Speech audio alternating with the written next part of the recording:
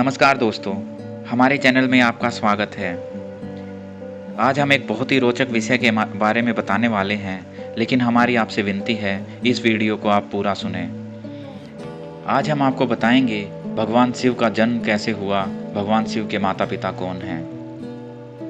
दोस्तों, सबसे पहले तो हम आपको बता दें, किसी वेद, किसी पुराण या किसी भी और दूसरी जगह पर कहीं नहीं बताया गया कि भगवान शिव का जन्म कैसे हुआ, भगवान शिव की उत्पत्ति कैसे हुई, भगवान शिव के माता पिता कौन हैं।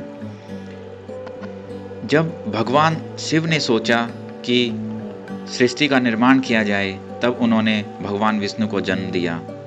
भगवान विष्णु के नाभि से भगवान ब्रह्मा उत्पन्न हुए, लेकिन जब इन दोनों का जन्म हुआ तो इन्हें ये नहीं पता था कि उनकी उत्पत्ति कहाँ से हुई है।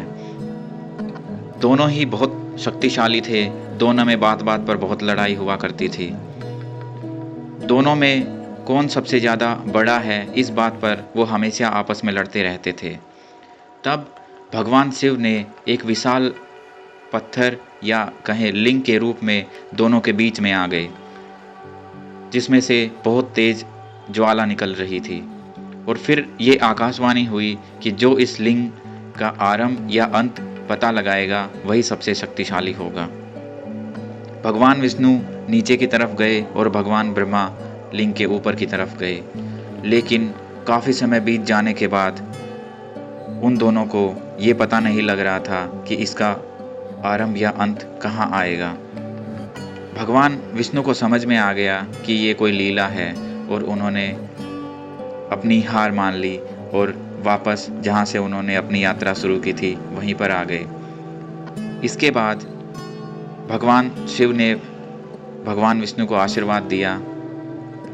इसके साथ ही ब्रह्मा भी वहीं पर आ गए और उन्होंने कहा कि मैंने लिंग का आरंभ खोज लिया है।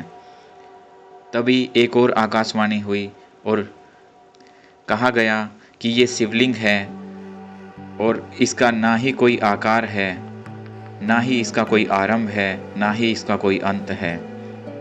इसके बाद भगवान शिव ने भगवान विष्णु को आशीर्वाद दिया और ब्रह्मा जी को झूठ बोलने का श्राप दिया।